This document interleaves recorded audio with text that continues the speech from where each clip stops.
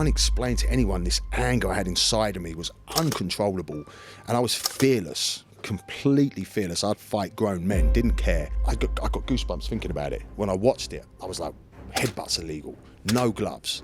I mean, this is for me, this is it. And I said to my friends, I want to do this. And they laughed at me. They all thought it was hilarious. So you can't do that. I went, watch me. Across the cage quickly, looks for that takedown. The world needed something new. Everybody loves MMA, everyone loves boxing. But when MMA come out, everyone went crazy for it because of the cage fighting stigma, and it was something new, it was exciting. But the world needed something new. So we brought this rule set in, and it's all about fast-paced action and excitement. Knockouts, blood, and no one gets serious brain damage. So I went along and I got the rule sets, I studied it, and I made sure I was ready for the refereeing. And I was in the ring and I was like, holy, this is great. And I remember thinking to myself, oh man, I missed this era, because it wasn't around when I was fighting. I went for the most extreme style of fighting, which was MMA. Now, a lot of people, obviously, like, sometimes they think about BKFC in a negative way. It's too violent, there's too much blood. What would you agree with that? And what would you say to those kind of people? Don't watch it. Don't watch it. Nick Headhunter Chapman, entrepreneur, MMA champion, and business leader. Nick is the CEO of Bare-Knuckle Fighting Championship Asia, revolutionizing bare-knuckle fighting in Thailand and all over Asia.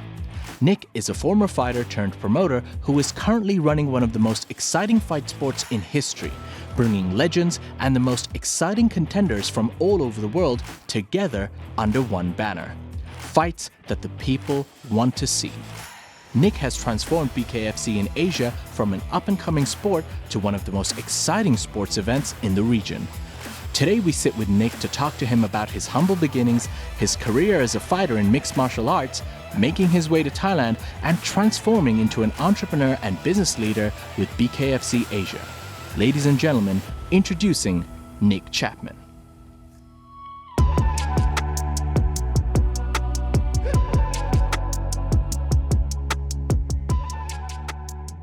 Over 75% of the people watching this video are not subscribed. Could you please take a moment to subscribe to the Thaiger podcast? It would really help us out. Nick, I want to learn a little bit about young Nick in school. How are you in school? You sure you want to go there? Yeah. Okay. Yeah, I was terrible. Very bad. I hated school with a passion. Absolutely hated everything about it. Had a learning, they called it a learning disability when I was a kid, like dyslexia.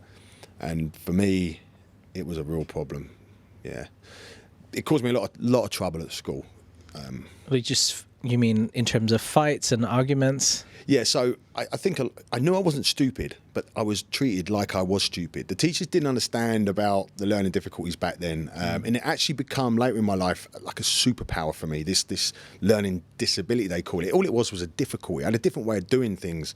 Back then, they didn't understand it. Yeah. So rather than look or be called stupid, I would rather be upset, disrupt the class and get thrown out. So I would find myself just creating ways to get into trouble, so the teachers say, right, get out. For me, that was great. Throw me out, because I'm not going to sit here and have you call me stupid. And that's all that kept happening over and over again. I'd just go to class, kick off, get thrown out. And I eventually got expelled from 3 schools. But from that, a lot of frustration kicked in at a very young age. A lot of anger, real serious anger built up inside me. And I'd let that anger out in the playgrounds and after school, just fighting all the time. What was your first fight like? Do you remember your first? I remember from a very young age just having a tendency for violence, for want of a better word. I've always been very good when it comes to women, children, old people, animals. I've never been a thug. Sorry, I have been a thug. I've never been a bully. But when there was a fight, I was there. And then we'd do silly little things at school. You know, you put the blindfold on and you'd hit someone with a pillow. And you'd do silly games like that when I was a kid. And I'd go full 100%. I remember fighting from a very young age. I went to PC soccer schools. I think it was about 6 or 7 years old. I was fighting there. I was fighting guys after over a bottle of water. But the first serious fight I remember when I was a kid, I think I was about 10 or 11 at school. And I'd done a number on this lad. His name was Jason, and he did Muay Thai. I did Taekwondo, and everyone wanted to see how the two arts clashed. I absolutely battered him, and I come into school the next day, and he battered from head to toe. And I remember feeling quite sad for him because I did a number on him, but I remember feeling how great that feeling was. And even his girlfriend or his sister was hitting me over the head with a lunchbox while I was beating up her brother. And I loved the feeling, loved it, never forget it. Felt a little bit guilty, but that soon passed. So when did you start actually like training martial arts and fighting or properly? You know, I mean, did you start at a young age? Like, did you join a boxing club, or did someone in your life influence you and say, all right, look, Nick, we need to put you in this place because you're too violent? Okay, so I desperately wanted to box when I was very, very young. Very young. You know, I was obsessed with Rocky Balboa, Bruce Lee, obsessed with him, those guys. And I said to Mum, I want to box, and she wouldn't let me. She wouldn't let me box, so they put me in judo as a kid. So I was doing judo from the age of 5. I soon got bored of it because I couldn't punch or kick anyone. So then I said, Mum, I want to box. I want to box. She wouldn't let me box. She put me in Taekwondo. Okay. And that was the same. I was like, okay, you're teaching me how to punch and kick, but I'm not allowed to punch and kick anyone. They put me in a competition, and it's no contact. You're not supposed to land contact. And I just went full contact, straight out. I disgraced the club. I managed to get back in, and they put me into another competition, and I'd done the same thing. I wasn't there to play around. I ended up getting into a fight in the locker rooms after the. I was terrible. I just wanted to fight. So Taekwondo didn't scratch that itch for me either, and all it did was it spilled out into school, into playgrounds, and as I got slightly older, into the streets. But my mum didn't want me boxing because she didn't want me getting hit in the head. So when did you ever get like proper formal training, or you know? I guess you could say from the age of 5. Yeah, I mean, judo I did for 3 years. Taekwondo I actually did for a long time. I did for 5 years, and I guess you could call that formal training. But for me, I was very confused because I didn't see a problem with it. If I was in a fight, whether it's a competition or even at school, if two people want to fight, for me, I'm like, why don't you just let them fight? I don't see it as being a problem, but I soon realised as I was growing up that it is a problem. But I went off the rails after I left school, and then when I went into MMA is when the real training started. That's when I really started getting properly trained. So tell me a little bit about that. Like once you started doing MMA, I guess you started having an appreciation for, you know, keeping calm, maintaining control, and you knew what your power could do. Absolutely. See, now what you just said there, this is what I don't blame my mum. My mum was fantastic, but she wouldn't let me box because she was worried about me getting hurt. That was never going to be something for her to worry about. What I needed was to let out the aggression, the anger, the frustration, and the confusion that I was feeling from school mainly. And I had a lot of trouble. So when I left school, I got expelled from 3 schools. I just give up on it. I never went back after 13 years old. And I was out on the streets. I was mixing with the wrong crowds. I was getting into all sorts of trouble. And again, it was a channel for me to let this anger, I can't explain to anyone, this anger I had inside of me was uncontrollable. And I was fearless, completely fearless. I'd fight grown men, didn't care. So I was on the streets doing this. And it was a struggle for me to deal with. And that went on for quite a long time. I got into a lot of trouble. And then one day I was sitting with my friends and the UFC come on, the very first one. And I just went, I got goosebumps thinking about it. When I watched it, I was like, headbutts illegal, no gloves. I mean, this is for me, this is it. And I said to my friends, I want to do this. And they laughed at me. They all thought it was hilarious. Like, you can't do that. I went, watch me. And I literally went on a mission to train myself in MMA. Now, what was amazing about that was when I started training to really learn how to fight, I realised that the way I'd been living my life in the past was completely wrong. I was a fool. That's no way to channel aggression. And it changed me very quickly. I started to realise discipline, respect, you know, lifestyle is all part of being an exceptional fighter. And then when you've got those skills, you don't need to act like that anymore. And it changed my life for the better. And actually stopped getting into trouble when I started training MMA. When did you realize you could actually make a career out of fighting? Okay, so my first fight, I'd hardly had any real training in MMA. I just wanted to get and fight. For me, it was just let me fight. I just need to get it out. I need to just, you know, win, lose or draw. I just want to fight. And I remember leading up to the event, I hadn't had much training, maybe about 6 months. I'd lied to the promoter, told him I had lots of experience just to get in. And it was a full professional rules. You're supposed to go through the amateur ranks. I went, I don't need any of that. If you see what I've been doing for the last 6 years, trust me, sign me up. So I've jumped in this cage and I'd sold out probably about 80% of the VIP area. I'd sold more tickets than anyone else. I was pushed up to the top of the card as a co-main event in my first ever fight, just because of the crowd I brought. Yeah. And I realised that all these people, because I got expelled from all these schools, I went to all these different schools for a short period of time. I made all these different friends, and then they all just followed my career. It was amazing. And I stepped in the ring and the place erupted, and I realised I was co-main event on my first fight, and the only reason I wasn't at the top was because a guy called Tom Watson was headlining, and he was a star at the time. And I fought, I won in 32 seconds and the whole place emptied. The promoter was at the door, stop, no, we got Tom Watson next. And then we're going, we only come to see Nick, and the whole place just emptied. And I knew then, this is for me, this is a career. I can actually make money out of this. That was therapy for me when I got in. By the time I walked out the cage, I'm thinking this is a career. And what better career than that for me? Yeah. So what was it like when you first started getting proper recognition? Obviously, I mean, that must have been a changing point, but like, you know, when you've won a fight and they were all talking about you, they're talking about, oh, have you heard about that Nick guy? Oh, that guy's mental. Did you like the attention? Did you love the fame that came with fighting? Absolutely loved it. You're absolutely right, and that's what happened, and it happened very quick. And it wasn't just people around the scene that followed me. This was high-level promoters, people in the industry.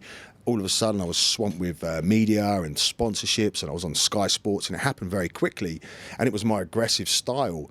But it wasn't about the ego. You nailed it. For me, it was about recognition.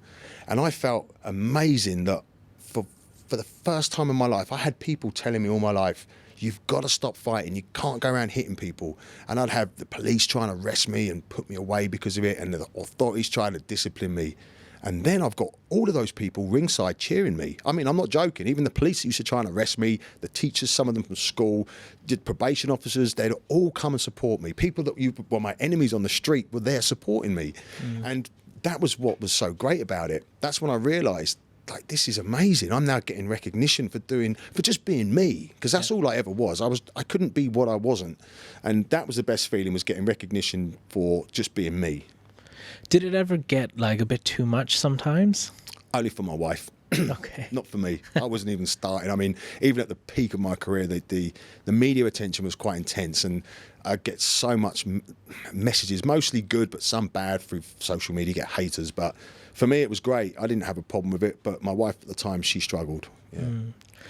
Can I talk to you about like a little bit about losses? Like, I think you just loved fighting and you just wanted to fight. Yeah. But you know, for many fighters, obviously, you know, you want to be the champion, right? You're striving towards something, but sometimes you can see a great boxer or a great MMA fighter, one loss just changes the trajectory that they were going on.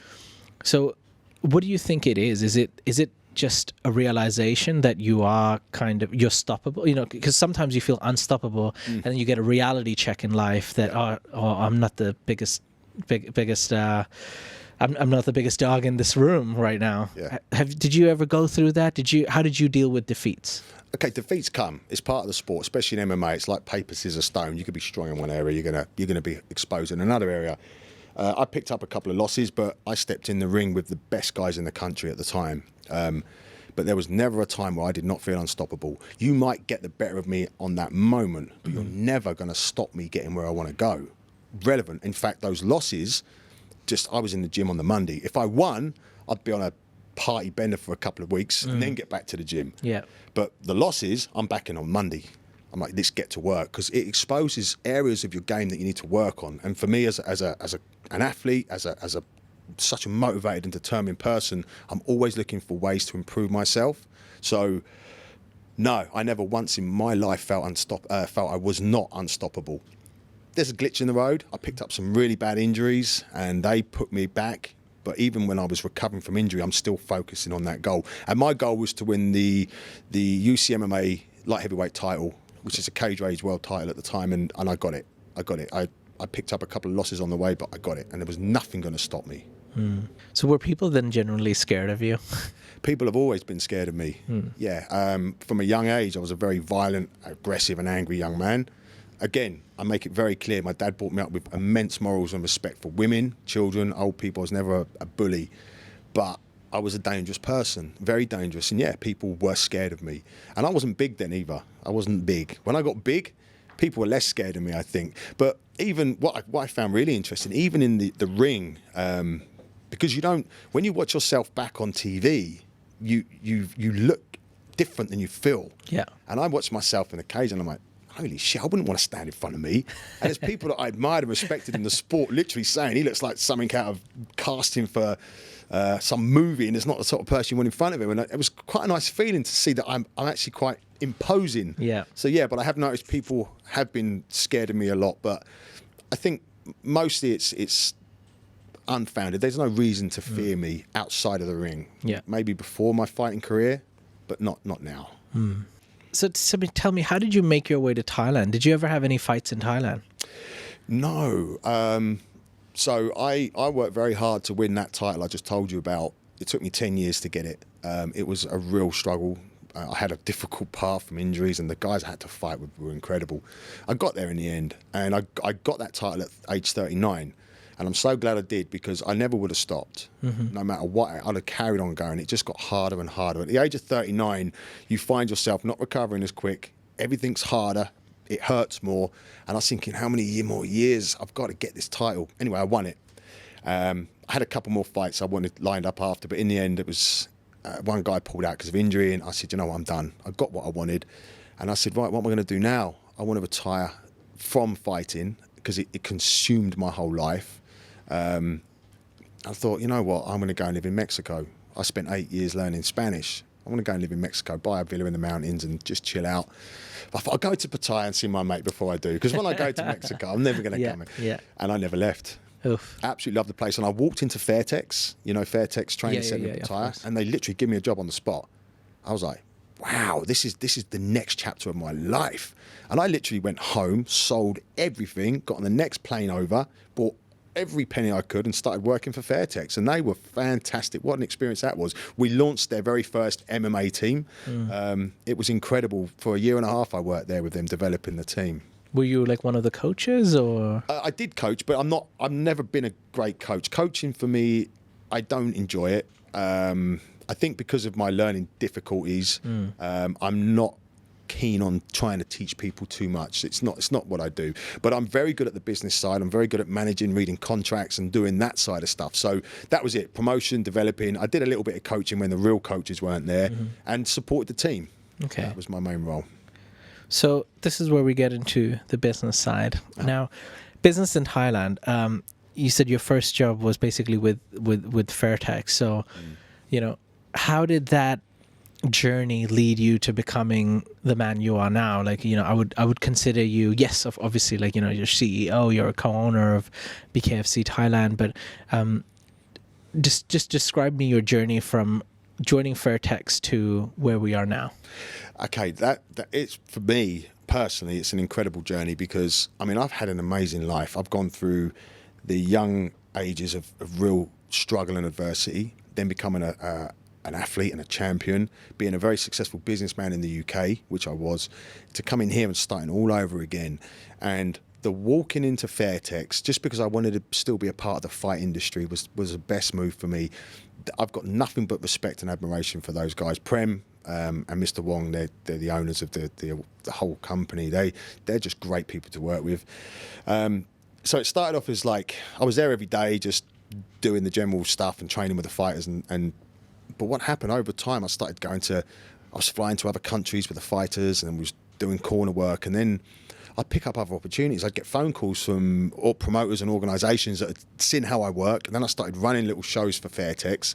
And then I got a phone call from One Championship. So MMA referee, of course. And then it was the World Leftweight Championships. And I was working with John Nutt over in Phuket. And then from there come the Bare-Knuckle. And it just kind of like a spiral effect.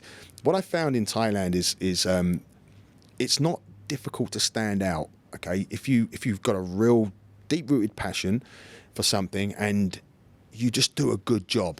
Yeah. And I mean at every opportunity, whatever you do here, just do it well, be dependable, be reliable, and then opportunities just kept coming at me, and it got to a point where I couldn't even really deal with them all. I was like, where am I going to go now? So it was like a progressive step from Fairtex to refereeing to one championship to BKFC.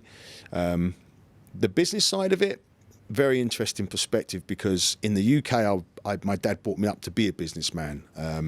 And I spent many years studying business studies, because what people don't realise is I'm actually a lot smarter than they think. I learnt to overcome my learning difficulties, and then I just went on a mad learning curve. So I spent most of my life studying. But doing business here, very, very different. Yeah. I think that's I like the sentence where you spoke about you're a lot smarter than people might give you credit for, because I think there are two things that people might feel when they first meet you, like, wow, that guy's big, as in you can be quite intimidating. Yeah. But the first thing I realized about you is that how gentle you are, in a way, like a gentle giant. Yeah. Like you're extremely smiley. And I was like, whoa, why is this guy so nice? He looks so hard. You've got the tats, you've got the build. And the second thing is, when I learned more and more about you, of what you do, how you do things, seeing BKFC grow from where it was to now, I was like, oh, wow, he's an entrepreneur. He's not just like participating. He's here to take this to the next level. He's going to take it over. Yeah. Yeah. Thank you for saying that, by the way. No, absolutely. Have you always just had that in you? Because, I mean, you said, like, I feel like you're a person, once you've decided you're going to do something, it's just tunnel vision. It's like, I'm going to achieve this. Yeah, absolutely. Where do you think you got that from? Okay, I think that my whole life I've been desperate to prove myself ever since school. This all stems from school. When I'm sitting in a classroom and I'm made to feel so stupid, and it's a simple task. The teachers say, oh, are you stupid? And I'm like, I know I'm not stupid. That feeling, I don't ever want anyone to have that level of control over me again. No one's going to make me feel like I can't do what I want to do. And I think I've been trying to prove myself ever since then. But it become a habit, and a great habit. It's like, it doesn't matter what I decide. When I decide I'm going to do something, I will research it, I will study it, I will plan, and I will make sure that nothing gets in my way. I don't look at negatives, I look at the positives, and I make sure that I achieve everything I set out to achieve, and I don't stop until I do. And that's useful, and I think I've just transferred it from being a champion to being a businessman. It's the same mindset, I think. Yeah. All right, let's talk a little bit about BKFC. How did that get started? Like, when were you like, let's make this happen in Thailand? Okay, so during the era of doing refereeing, officiating and stuff like that for the events around Asia, I got a phone call from my friend John Nutt, good guy. He was running an event in Phuket, and it was BKFC. Well, it was a BKFC rule set. It wasn't the official BKFC, but it was the rule set. And I was like, well, I've heard about this, being in the combat sports game, but I hadn't really known much about it. So I went along and I got the rule sets, I studied it, and I made sure I was ready for the refereeing. And I was in the ring and I was like, holy this is great. And I remember thinking to myself, oh man, I missed this era, because it wasn't around when I was fighting. I went for the most extreme style of fighting, which was MMA. But if there was bare-knuckle around at the time, hell, I'd have signed up for that. And I'm in the ring loving it. Like, I'm refereeing these fights and I'm just buzzing at these fights. I'm like, this is great. And I remember thinking to myself, John does a good job, but I thought I could really do something with this here, because Thailand for me is a wonderful country for many, many reasons. But what I love about Thailand the most is their appreciation for combat sports. You know, whatever level of the society you're at, there's always someone that loves Muay Thai, understands what it means to punch someone in the face, and it doesn't have the stigma attached to it that it does in parts of the UK, you know? Yeah. So for me, I loved it, and I thought, okay, let's look at this market, let's look at this country, let's look at this whole thing. And I was like, this is an opportunity. And it wasn't an opportunity to make money, it was an opportunity to do something different, something exciting. And that's what excited me. Okay. Now, a lot of people, obviously, like, sometimes they think about BKFC in a negative way. They might say it's too violent, there's too much blood. What would you agree with that? And what would you say to those kind of people? Don't watch it. Don't watch it. You think it would be as simple as that? I don't want to watch belly dancing for whatever reason, you know. I'm not particularly a fan of figure skating, but that doesn't mean to say there's not an audience that appreciate it. Great, go and watch that, right? Because I love watching what I do. Now, that being said, look, in this industry, we're talking about bare-knuckle fighting, okay? We're in an era where people get upset when you say something to them that they don't agree with. Yeah. You know, I mean, how are you ever going to persuade a snowflake like that that this is a great sport? You're not. So you know what? Go and watch something else. But that being said, there are a lot of people who are kind of on the fence. They're coming from other combat sports. They're like, oh, it's thuggish. Now, here's the interesting thing.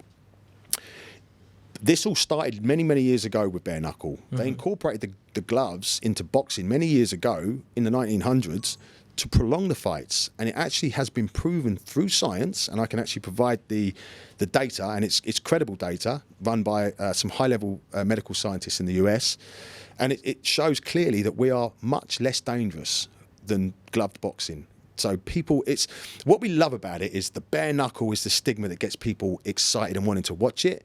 But when they know the truth of it, it's actually safer taking the gloves off for the brain. Okay, we get more cuts and we get more knockouts. But here's the great news. If you're a combat sports fan, what do you want to see? Blood and knockouts. But you don't want to see people getting brain damage. Well, we tick all 3 of those boxes. So, you know, I would urge some people, if they're interested in combat sports, to look a little bit deeper, give it more of a chance. If they're not interested in combat sports and they're just throwing mud around, we'll go and watch something else. In my first BKFC fight that I went to go watch, I think it was my first live event as well for like combat sports, and when I saw them when they started fighting, and you could hear it, just like a the first I was just like, where am I? What am I doing? And I don't know what happened. Within 10 minutes, I was like, yeah, come on. And it was like I had to go back and like had a little bit of a self-reflection, because I never thought I'd be cheering for it, but I loved it. And I thought to myself, what like, I've done some sort of, like, I've done Taekwondo before. I've done a little bit of Muay Thai training, so I know a little bit about fighting. But I realized and recognized the skill involved in what these guys are doing. They're not just throwing their arms around like crazy people. No. You know, they're measured, and it's so skillful. And it was, you know, different weight classes, men's, women's. Oh, even the women's were more ferocious. I was like, what is going on? Yeah.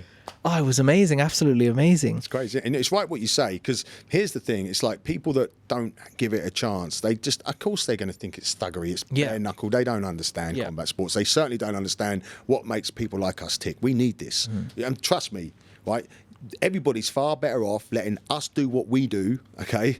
Because you don't want these type of people out there not having somewhere to channel their aggression, because I was that person, and trust me, that isn't good for anybody.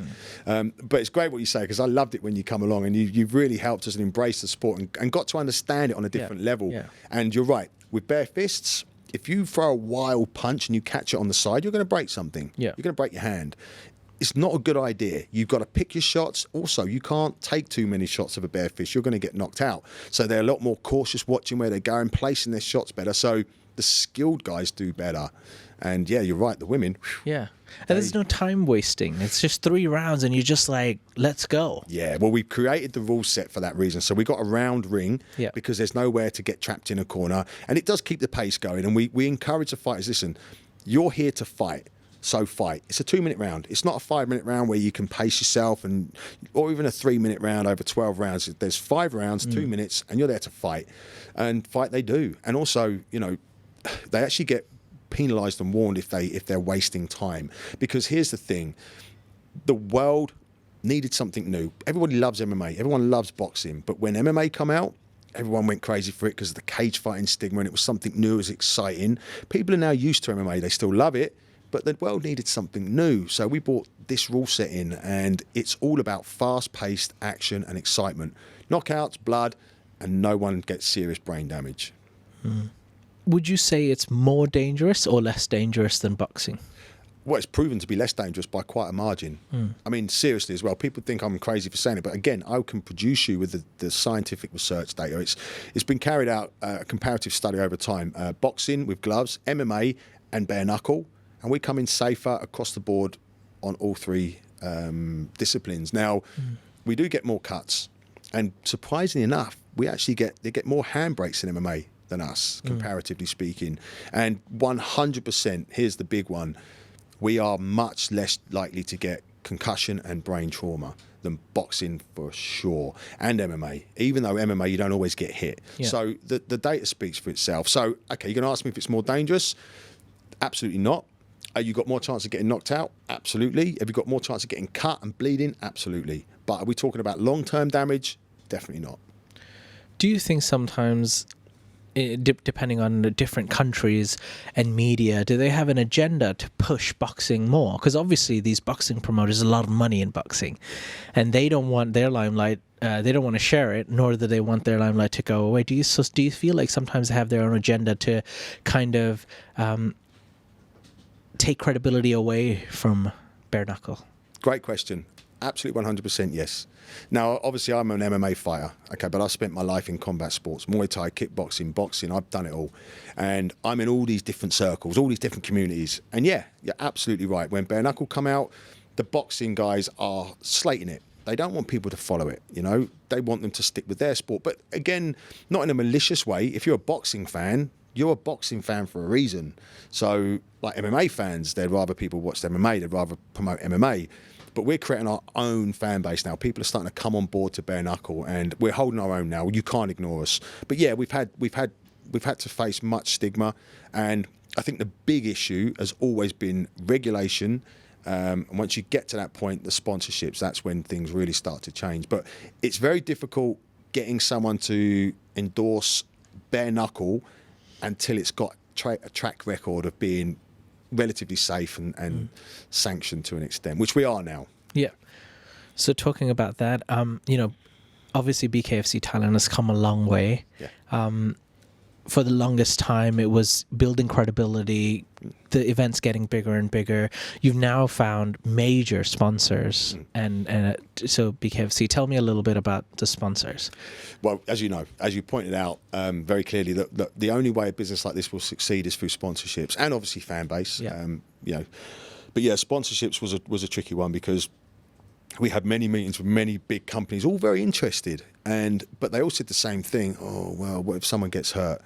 What do you mean if someone gets hurt? You're in the wrong sport if you're worried about someone getting hurt. We all get hurt. Yeah. But no, we're like seriously hurt. Well, you know, if you look at the history of the sport compared to other sports, there's far more chance of that happening in other sports. But I understand. So we had a lot of trouble getting sponsors on board.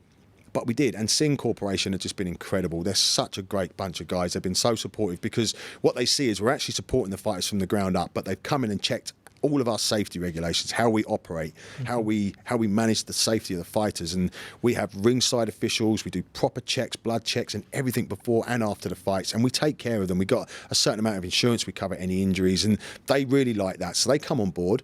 BitCub have been great as well. BitCub have been really, really good.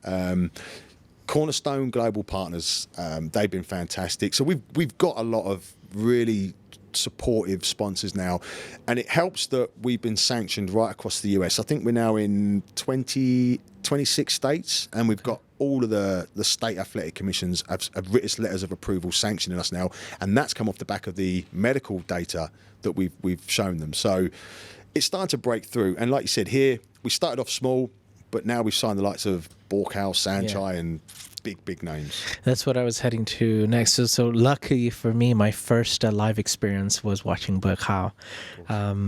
But now it's come to the point where BKFC Thailand is possibly going to put together the two most popular, recognizable faces of Muay Thai ever. Yeah. I'm talking about BUAKAW and SAENCHAI, obviously. So their fight was supposed to be happening soon, but there was a little bit of controversy around that. Can you tell me about that? A little bit of controversy. Where do I start? Okay. It's always in the Muay Thai world, the question has been, who's the better fighter, BUAKAW or SAENCHAI? And there's been $1 million deals on the table before that have fallen through. There's been people talking about it. No one has ever managed to get this fight to happen. And I now know why.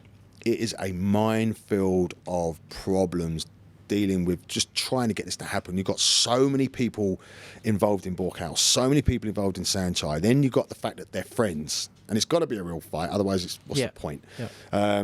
So it's been a real struggle. Just to get that deal signed took me months and months and months, a lot of stress. And then once we got the deal signed and we announced it, you've got people all over the world that love these two for the right reasons. These two are incredible people. They're incredible athletes. I have so much admiration and respect for both of them. And you can see, with just spending 10 minutes with them, why these two are superstars, okay? They deserve every bit of their success. They're just great people. But you've got people that love these guys. I mean, they've gone through decades of just incredible fight careers. They're unrivaled. And then you've got all these people that love these guys from other parts of the world saying this fight shouldn't happen. And like, well, they want it. Most of the world wants to see it. Why wouldn't they want to fight? But then you've got the Thai people that seem to really love it and embrace it, and everyone's excited about who's going to be the best. And we've made it as fair as we can. So we brought BUAKAW's weight down, and SAENCHAI's coming up, and SAENCHAI's had a say in the rule set to make it more even. So personally, I love the fight. I think it's great. But what's really, really cool about it is this will be, because we're bare-knuckle, we're not boxing. We've got a different rule set than just boxing because we're allowed to clinch. But this will be our very first Muay Thai fight. Now, I use the term Muay Thai loosely because at the moment it's a kickboxing fight using 8 limbs, okay? Because the authorities of Thailand obviously are very protective over the Muay Thai because it's an institution. They've done a great job of creating something amazing. So we've got to respect them, but we're working through that process now. But it will be BKFC's first ever Muay Thai fight. Okay. Like you said, you're working through this. I mean, obviously, it's probably one of the biggest fights in combat sports ever for anyone who knows anything about Muay Thai. And it's a global sport, obviously. But even whether you're in UFC, 1FC, everyone will come together to watch this fight. Now, you said, like, obviously different people have their different opinions. The big fans, some of them, they're like, oh, they should never fight, and then other people like, they should absolutely fight. But what's the Muay Thai aspect of this? Like, do you think that, the Muay Thai Federation or the Thai Muay Thai, like, they want these two to fight or they'd rather avoid it? Okay, so the consensus seems to be that the authorities are all about Muay Thai. They know what a great sport it is, how great a representation it is for the country and the culture. And for that reason, they protect it, and rightly so. So they're more concerned about the rule sets. If you're going to do a Muay Thai, if you're going to use the word Muay Thai, then you've got to run it a certain way. Because obviously under the Muay Thai authorities of Thailand, you've got to do the white crew, and that's the respect to the coaches who come into the ring. And there's a lot of traditional stuff that they want involved. Also, the round times and the ring has all got to be traditional. So we're actually in a process of discussing now whether we can get it our way, because what we want to do is package this into a faster, more, how can I put it, a different type of Muay Thai. And this is where the problems lie. So I think everybody in the country love and respect the fact that these are two of the greatest fighters of all time in Muay Thai. And they're both Thai, so they have to fight. That's not the issue. It's that we've got to respect the authorities and make sure we do it the right way. And I understand, sometimes things can get frustrating because change is difficult as well, right? And a lot of people you're used to doing things one way, and it's almost like, how dare you come and change things? We will not allow this, not on our watch. Can that be frustrating sometimes? Yeah, this is the problem. And I have so much respect for this country, so much respect for authorities. I absolutely love being here, and I feel honoured to be here and to be allowed to have done as much as I've already done. So I am not looking to cause any problems. But for me, I'm like, I wish they'd understand that, look, you've got two of the greats of all time, okay? This is like you said, this is an historic event. This will go down for generations upon generations, and I don't see it being anything but a great representation for the country. But it's not my country, it's not for me to say. So all I'm doing is making sure that whatever I do it right by them. But yeah, I mean, it's not frustrating, but it is difficult. And I do believe as well that, we live in a fast-paced world. Things evolve quick, and there's an entire world of people out there that want to see this fight, but they also want to see it faster and slightly different than the traditional Muay Thai, as much as I love it. So that's what we're trying to balance.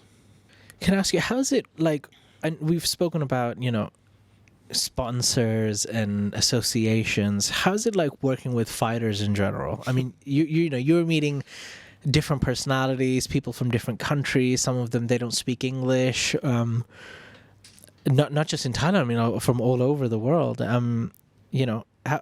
What's your experience been with like fighters? Well, I'll be honest with you. Look, I've been in the fight game most of my life, for 20 years at a high level in every aspect you can think of, from being a gym owner, managing camps, being a fighter, being a manager, officiating on the highest levels. I love combat sports. I love everything about it. The only thing I don't like about combat sports is the fighters. They're a nightmare. Now, I was one. Okay, I understand. You cutting weight. You've gone for a grueling camp. Life is tough as a fighter. It's not glamorous. It's not fun at times. It's very, very difficult. But the worst thing about it, not all fighters are bad. A lot of fighters are great, but we've all got some disposition somewhere, and we all expect more because of how much we put in. And it makes fighters very, very difficult to deal with. Now, that being said, the Thais are great. The Thai people are just so respectful. They've been, when you speak to a Thai and you say, right, you're fighting this guy, this is how much, and this is the date. Yes, boss. See you then, boss. They'll turn up, they'll fight, take their purse and go. And they're brilliant. They'll come to fight. The Filipinos are the same, except they're even better entertainers than the Thais. They get all this dancing and get behind the crowd, and they really get things going. But they're the same. They're very polite, respectful. As soon as you deal with an Englishman or an American or a European, that all goes out the window.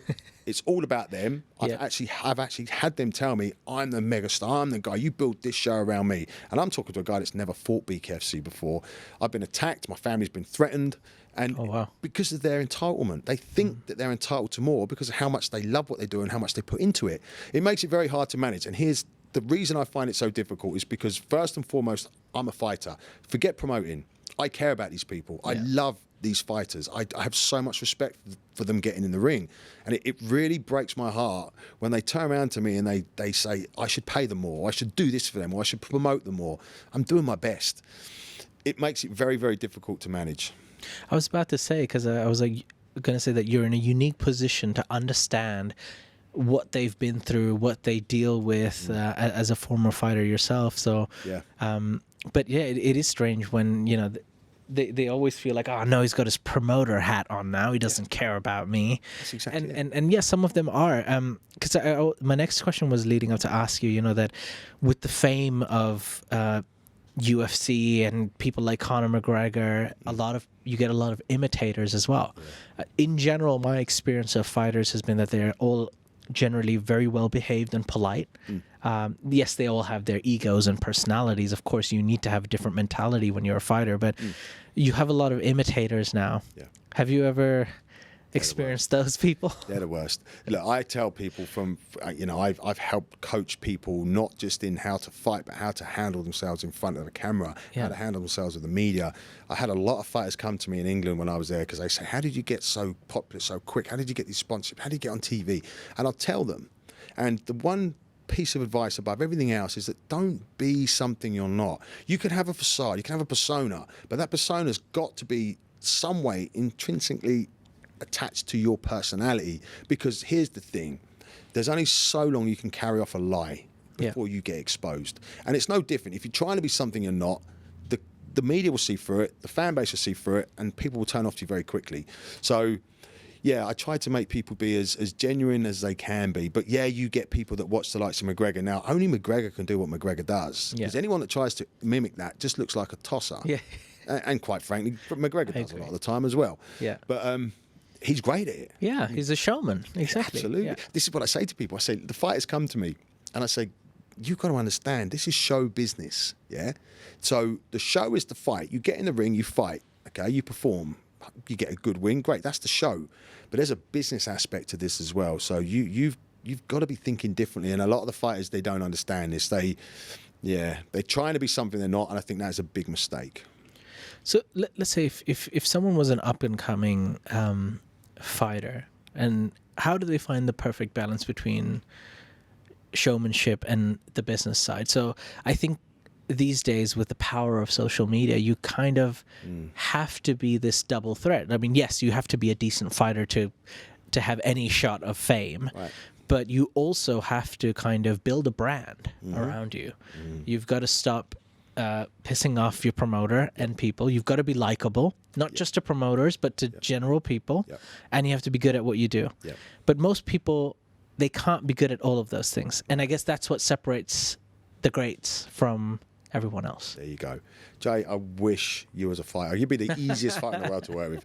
Okay, so what you've just said is actually something that I feel very, very strongly about. Yeah, look, we're all strong somewhere and we're all weak somewhere. But I think not just in fighting, but in any career path, any realm of human endeavour, you've got to be able to identify your faults, and you've got to be able to work on strengthening those areas. Now, I'll give you a quick story. I had this kid at my gym in the UK. He was in the GB squad for judo for many years. Top, amazing guy, incredible fighter. He'd never done any striking before. He come over to us and started fighting MMA. Within a year, his striking was on a level with our best strikers. I mean, the kid was just phenomenal. Nicest guy you're likely to meet. Really media friendly, just because he had a really nice persona. He's got his background in judo. And he was just rinsing through the amateur league. So he said, right, it's time to put him pro. So we took him up to one of the big shows in London, and I knew the promoter very well. And he gave him 20 tickets. And I said, right, get on and sell them. It's part of the job. We turned up on the day to fight, and the promoter said, right, how many tickets you sold? He said, none. Give them all back. 20 tickets. And the promoter looked at me and I went, Dave, I'm really sorry. And I said to him, what are you doing? He said, I'm a fighter. My job's to fight, not sell tickets. I went, that is where you're wrong, okay? If you don't sell tickets, if you don't put bums on seats, or you don't draw pay-per-views, you're going nowhere in this sport. The best you'll ever be is a punch bag for the guys they want to win. And that made me really think. So I started creating this whole course and program around teaching my guys to manage social media, to understand how to communicate with the media, with their fans. So, yeah. Because a lot of them do actually have stories. They have their own story. They just need to be able to show it. Right. Speak about it. And that's a beauty thing, right? So what you say, I love that. So yeah, everyone's got a story. And the thing is, a lot of people can relate to that story. So get that story out, get people to relate and follow you and onboard fan base, and that's how you do well. Because look, okay, great fighters, it's not just enough to be a great fighter. You've got to learn how to manage media. And if it's not something you're comfortable with, I'm sorry, you're going to have to learn. I think we live in a world of complainers as well, don't we? And, you know, I've seen it in maybe like... I think some aspects of like UFC, for example, for using Conor McGregor's, it must be difficult for a fighter who is elite in their own weight division. So I'm talking basically about Mighty Mouse, Demetrius Johnson. Yeah. He was never, ever going to be getting the same amount of money as someone like Conor McGregor, but he was the best at what he does in his weight division. But he just doesn't draw a crowd. He's just a genuinely nice guy outside of the ring, and he doesn't have that attitude, and people don't. He's not as likable, and I think it's difficult for someone that elite to accept that they're not as likable, and they just want the promoter to be like, no, I want millions just like that guy. This is what I'm facing. I've had it here in Thailand with one guy in particular, and honestly, this is the worst I've ever experienced a fighter be. He contacted me, begged me to fight. He's a single father, which I admire and respect, and I actually didn't want him on the card, but I kept him on because he was so desperately wanted to fight, and he just come across great. And because he didn't get the promotion he wanted, because he didn't get the money he wanted, or he felt he expected, and he'd never fought bare-knuckle before, he hadn't fought for 3 years, his attitude was horrific. I've never seen anything like it. It was pure entitlement. He was delusional, and yeah, I mean, these are the things you have to deal with sometimes. And what did they do? Can I ask you? Like, they're like, all right, Nick, I want, I'm the man. This show's going to be around me. I need to be the main headliner. I want $1 million. And you're just like, no. Yeah. What do they say? Dude, I said, that's not possible. I say, look, show me what you can do. This is a two-way street. I'll promote you, and you show me that you can be promoted. So come in, perform well, act with dignity, show me what you've got, and we'll go from there. And I send them a contract, they'll sign it, turn up on the day, and they'll kick off about the contract. I'm like, did you? I was about to say, I bet you experienced that, don't you? Like, they're on the day and they try to like play hardball. Like, I'm not going to go on. We're gonna. Oh, bye. Don't ever hold me to ransom, because I actually took him off the card. Gone. Wow. Okay. No way. You're never going to hold me to ransom. I'm sorry. I don't care. I'll walk away from anything. Now, see what I said earlier, the thing that upsets me the most is that I care so much about these people, because I am one. Yeah. I'm a fighter. Forget promoting. I'm the guy giving opportunities, but he told me, he's given me the opportunity. He put his hand in my face and said, I'm giving you the opportunity. Let's get that straight. I went, you're done. You're done. But look, okay, so I'm going over that a little bit much. I work with some incredible guys. Yeah. Like I said, the Thais are fantastic. You know, I work with a guy called TJ Chang. He knows how to hype a crowd. I mean, he's just hilarious. And he's very easy to work with. The Filipino guys we've had on, Rolando's just incredible. He's got the whole package. He's a great kid.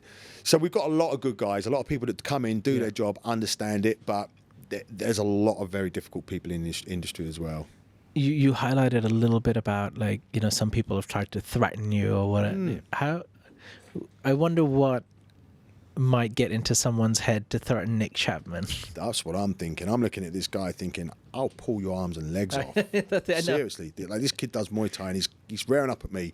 He's got his son there as well. And I was like, every ounce of me, every fibre of my being had to prevent myself from tearing his arms and legs off, because I train every day of my life. Yeah. I'm a brown belt in jiu-jitsu soon, not yet, but soon. But I've won 2 titles in MMA. I've been fighting my entire life, and this kid's stepping up to me as if I don't know how to fight.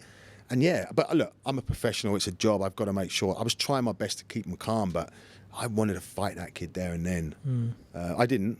I just took him off the carpet. Yeah, that was tough to deal with. Your family's used to this by now? Which family? So I've got family back in the UK, and I've obviously got family here now. So my wife, bless her, she's incredible. She's from Isan. She is the most amazing, beautiful person I've ever met in my life. She's just incredible. I wish I had her by my side when I was fighting. When I was going through all of that, it was a great time in my life. I had a wife back then. She wasn't a bad person. She was a very good person, but she didn't get it. She was more interested in when it was all going to end. My wife now supports me in everything I do, and my son, just incredible. They drive and motivate me. So they don't actually know. Actually, tell a lie, my wife's been through quite a lot of stress through BKFC with me, because she's seen it, but she's so supportive. I mean, absolutely, I'm blessed to have such an amazing woman. But back in England, my family back then, it was very different. They struggled to deal with it. The media was the one. When I got quite well known, we'd get a lot of hate mail. My wife would. She'd get hate mail from other, crazy people, straight up messaging her, like saying that I should be with them, not her, and sending all this. What? Yeah, it's really weird. Really. And I'd get people messaging me asking me if I'd get in a ring and grapple them naked, and if I'd punch them in their stomach if they paid me. Weird stuff. Weird stuff. And my wife struggled with that. Oh, no. Yeah, really. And actually, I said to my wife here, I said to her, look, you know, when you become, if this takes off and I get seen in the media more, you've got to be ready for this sort of stuff. And thank God we haven't had any here. But in England, it was weird. After hearing that, thank God. It got really freaky. Like, all fighters get it. Fighters may not tell you, but it's punch true. me in the stomach and I'll pay you. He called it gut punching. As hard as you can. Used to message me on Facebook all the time, asking me if I'd gut punch him. I'm like, that's just not to really... see if they can take it or something. I don't know, dude. I'm not getting involved in that. But yeah, it used to happen. I used to get messages. Can we roll around in the ring naked? Thought about that. No, I didn't. That's weird. That's when you knew you were straight. Would I do that? How much money would someone have to pay me? I knew I was straight. There's no question there.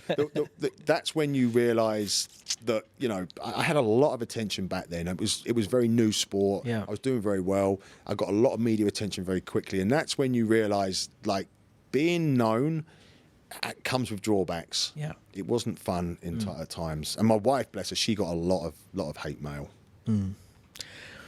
All right. Can I ask you? So the business of BKFC, obviously, you know, it is a business, right? So you've got some of the best fighters fighting in Bare-Knuckle. They get paid this and that, but obviously, as a business, you need to make money as well. So one of the ways you make money is obviously streaming the fights. But BKFC does something unique in the sense where you stream exclusively on the BKFC app. Why did you choose to do that and maybe not go for like a partnership with Channel 3 or something like that? Okay, that's another good question. So, I'm the CEO of Asia, so I control what happens around Asia. Okay. But I have obviously a big boss, David Feldman. He's a president of the whole organisation. So BKFC is his birth child. I jumped on a bit later, and I'm launching it over here.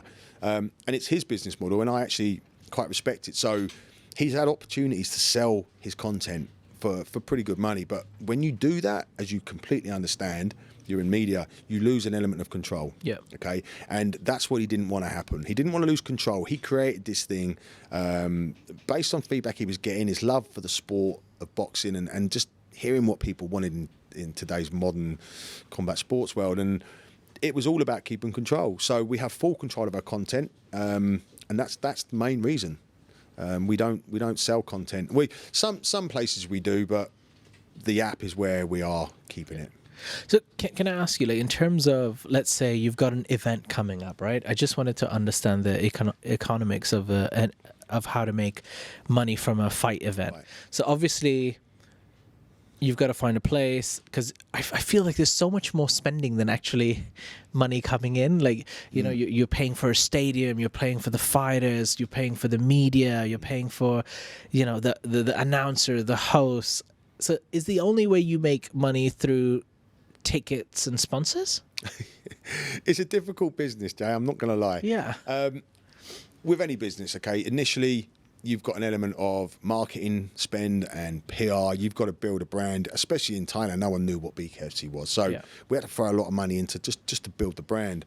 But in terms of generating revenue, okay, so app subscriptions, sponsorships, ticket sales, merchandise, and believe it or not, alcohol sales on the night is a big one. Oh, okay. We sell more alcohol on a night at BKFC than the venues have ever sold in the history of their lives. So we do quite well on that as well.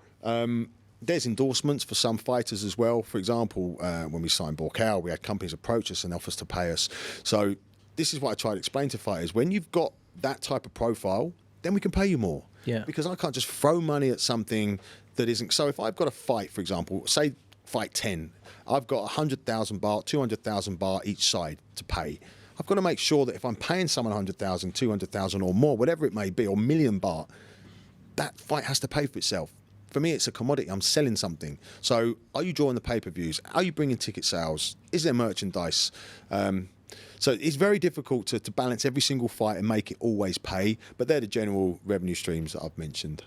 My last question today second last possibly, the evolution of BKFC. What's going to happen next? So obviously the next big event is going to be, you know, BUAKAW and SAENCHAI, but where do you see BKFC going next in Thailand, in Asia? Like, yeah. I'm going to tell you something I've not told anybody else in the world. Nice. So we can call this an exclusive. Okay. And I've spoke to David Feldman about it, because David is obviously the big boss. It's his company. He's the president of BKFC. Now, I have a dream, I have a goal, I have a vision, call it what you like. Dave's on board with it, but only if I can demonstrate the validity of it. Not even need to be viable, but it's got to be valid. So BUAKAW SAENCHAI is effectively going to be a Muay Thai fight. Okay, wherever we hold it, it'll be a Muay Thai fight. If we can't get the authorities on board, we'll move it to the Middle East. Okay, we're not sure exactly where it's going to be yet, but it will be in November. But that, for me, is to show David Feldman the power of Muay Thai, because he's very much a boxing guy. Now, if I can show him just how significant this sport is and how much that our version of Muay Thai can have an impact on the world, my view is to launch Bare-Knuckle Muay Thai regularly, and God willing, and the Thai authorities come on board, which we are going to be discussing with them very soon, about listening to what we've got to say, considering the vision and we have for it and how it can impact positively on the country and the sport. I want to repackage it for a Western audience, make it bigger, and create Bare-Knuckle Muay Thai as an ongoing organisation. So that for me is the vision. The vision for David Feldman is to carry on pushing. He's opening up Mexico, Europe, all over Europe, parts, the Philippines will be coming soon. So in terms of BKFC, the company's growing fast. We had explosive growth through COVID, and it hasn't slowed. So the world obviously loves what we're doing, but for me, I want to bring Bare-Knuckle Muay Thai. So the same platform, just like another version of BKFC to the world. All right. Closing tradition of the podcast, Nick, I'd like to ask you, what's one piece of advice you would give to a person aspiring to be an entrepreneur in Thailand? It could be based on your experience, what you think is the most beneficial thing to do, and it could be because entrepreneurship, you can go in any field in Thailand, but what's helped you in your journey so far? Excellent. Okay. I've done a lot of business over the years, quite large business deals in various different industries in the UK. Okay, very, very different come in here. This is a very, very different situation. Okay, the first piece of advice, in fact, the only piece of advice is you have to have a Thai business partner, and you have to make sure that that person you can trust and rely on. If you've got that, then you'll do well. Okay, as long as you've got everything else to create a successful business, you know what them standard things are. But for me, I got very, very lucky. My business partner, Kun Golf, he's an incredible guy. He is the most integral, hard-working and relentless person I've ever had the pleasure of working with in business in my life. And I'm very fortunate to have him because he's got a lot of connections high level, which makes sure that everything's done properly in terms of the authorities, the licenses, everything. We've got all of our taxes in order. Everything is done perfectly, properly, and he has that link. And that gives me the freedom then to do what I do best, which is just the fight game, promoting, managing fighters, doing matchups. So honestly, I think in Thailand, whatever business you're going into, you've really got to have a very good partner. I guess it's the same anywhere in the world. If you're in England, you've got to have a good business partner. We don't need a good business partner. You could run a business on your own like I did. But here, I don't think I'd attempt it without having such a great and reliable business partner. He does not know how to quit, by the way. So me and him together, no matter what's thrown at us, we never one time think, okay, let's think about not doing this or stopping. We're thinking, how can we overcome that obstacle? So definitely find a good business partner. All right. Well, Nick, thanks so much for taking the time to come and have a chat with me. My pleasure. I'm sure that a lot of people watching will find some sort of inspiration in the many different things you've done in your life. Thanks once again. Thank you, Jay. It's always a pleasure, buddy. Thanks. It's good to see you. Yeah.